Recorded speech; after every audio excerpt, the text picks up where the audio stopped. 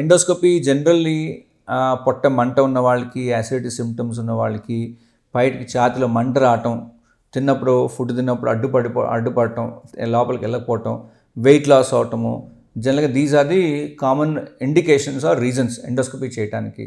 ఇవన్నీ కూడా పర్టికులర్లీ 2-3 వారాల కంటే ఎక్కువ ఉన్నాయి ఉంటే మాత్రం డెఫినెట్గా నెగ్లెక్ట్ చేయకుండా ఎండోస్కోపీ చేయించుకోవాలి. ఎండోస్కోపీ ప్రతి ఒక్కరికి చేయము. ముందు ఫస్ట్ సిమ్టమ్స్ పట్టి చూసి ఏమైనా అలార్మింగ్ సిమ్టమ్స్ ఆర్ భయపడాల్సింది ఉంటే అప్పుడు వాళ్ళకి డెఫినెట్గా సజెస్ట్ చేస్తాము. అలా లేకుండా ఉన్న వాళ్ళకి ఒక్కొక్కసారి మేము మందులే ట్రై చేస్తాం. ఫస్ట్ మందులతో కూడా అప్పటికి తగ్గకపోతే అప్పుడు ఎండోస్కోపీ సజెస్ట్ చేస్తాం.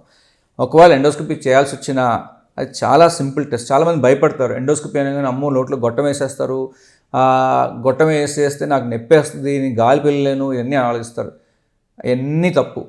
ఎందుకంటే ఇప్పుడున్న కెమెరాస్ చాలా ఫ్లెక్సిబుల్ కెమెరాస్. అది కాకుండా మేము వేసే ఈ ఎండోస్కోపీ అనేది మనము గాలి తీసుకునే పైప్ని అసలు ముట్టుకోము. ఇది ఓన్లీ ఫుడ్ పైప్, అన్నవాహికలోనే వేస్తాం.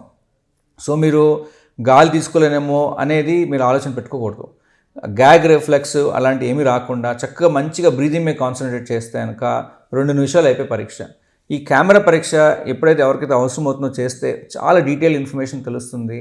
సో దాన్ని బట్టి మీకు రైట్ ట్రీట్మెంట్ ఇచ్చి మీరు సిమ్టమ్స్ అన్నీ కూడా నిర్మూలించవచ్చు. సో ఎండోస్కోపీ అవసరం వచ్చిన వాళ్ళు చేస్తాము. చేయాల్సి వస్తే కనుక ఇట్స్ సింపుల్ టెస్టే, భయపడకుండా ప్రశాంతంగా చేయించుకోండి.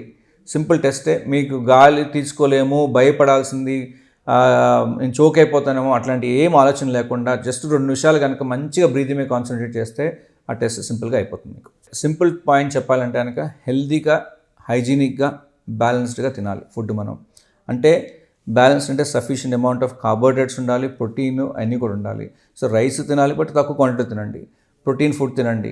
అలాగే ఆయిల్స్ కూడా మంచి ఆయిల్స్ అంటే పాలీ అన్సాచురేటెడ్ ఫ్యాటీ యాసిడ్స్ ఉండే ఆయిల్స్ అంటారన్నమాట. Like for example olive oil అవనండి, గ్రౌండ్నట్ ఆయిల్ అవనండి, ఇలాంటివి కూడా మంచి అనమాట.